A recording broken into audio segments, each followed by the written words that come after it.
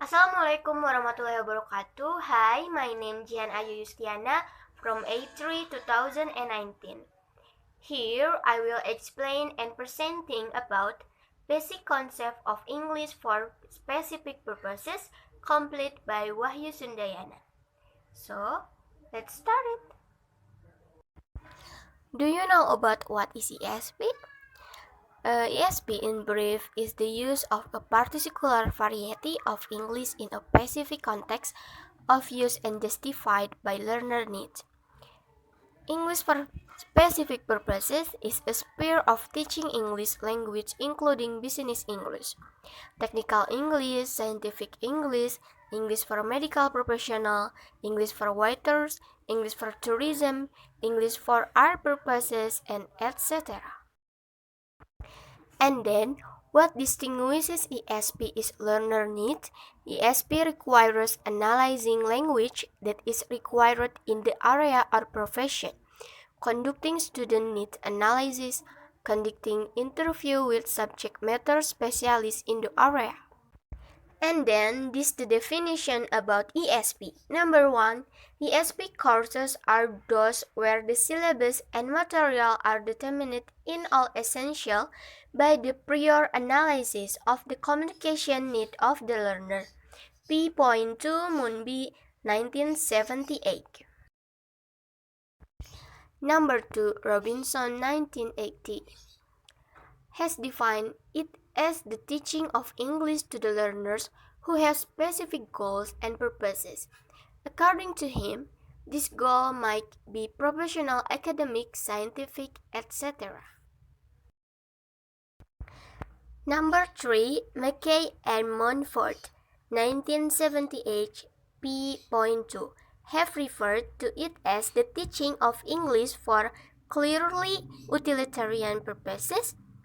These specific purposes are academic, professional, or scientific ones that clearly depend on the learner needs. And the last, Dudley Evans, T. and Seth Jones, M.G., CV, 1998, over a modified definition and express their revised view on the essence of ESP from the two perspectives. Number 1 is absolute characteristic and number 2 is variable characteristic. And the next, we will going to characteristic of ESP. Number 1 is absolute characteristic. ESP is defined to meet specific needs of the learner. ESP make use of underlying methodology and activities of the discipline it serves. And then ESP is centered on the language appropriate to these activities in terms of grammar, lexis, register, study skills, and discourse. Number 2, variable characteristic. May be related to or designed for specific disciplines, may use in specific teaching situation, a different methodology from that of general English, and likely to be assigned for adult learner, and then generally designed for intermediate or advanced learner. Let's move to ESP and GE distinction. Number 1, learners. ESP for working adults and EGP for high school student. Number 2, aims. ESP for to meet the needs of particular learners and EGP for to improve overall English competence involving a range of skills: reading, writing, speaking, listening, vocab, grammar, pronunciation, etc. Next, comparison of EGP and ESP. EGP, number 1, the focus is often on education.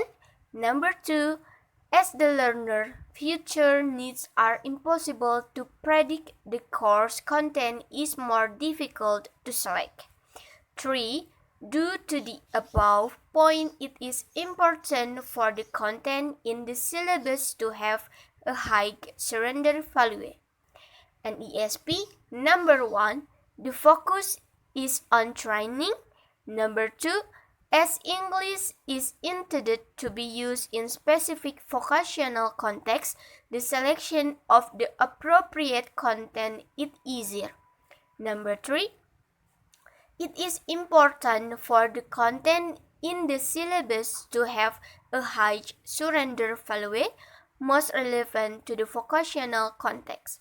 And number 4, the aim may be to create a restricted English competence. Okay, the next is ESP family tree. ESP divided to EOP and EAP, and EOP consists to EBP and EMP, and EAP consists to EST. This is historical development of ESP. Three main reasons to the emergence of ESP. Number 1, demands of the world after WW2. Expansion in science and technology.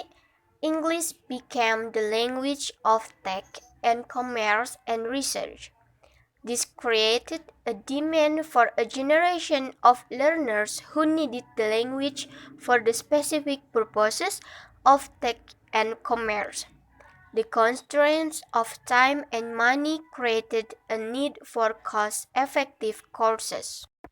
Number 2 is a revolution in linguistics.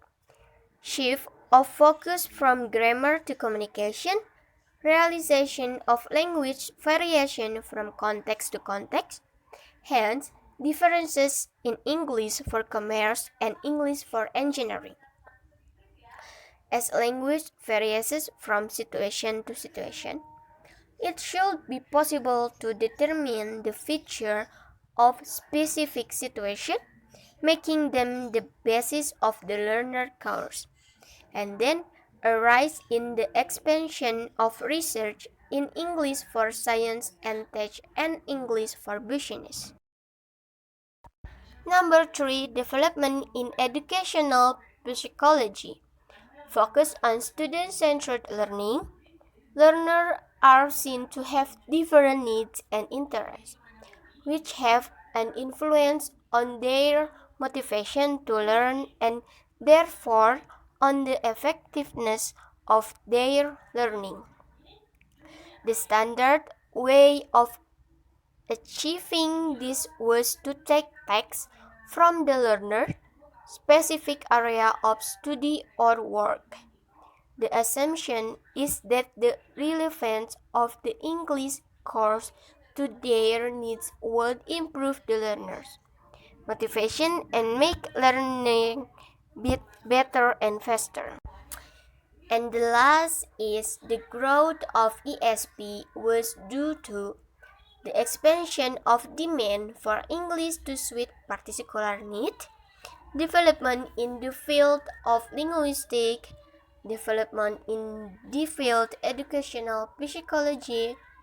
All three factors pointed to the need for specialization in learning English. And then I have a assessment. This is the assessment. Read the following topic in related research. You can use textbook and online material.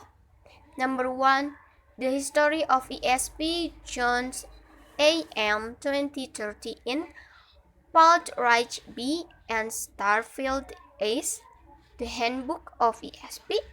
Number 2, approaches to ESP course design. Okay, that's all from me. Thank you for watching. Wassalamualaikum warahmatullahi wabarakatuh.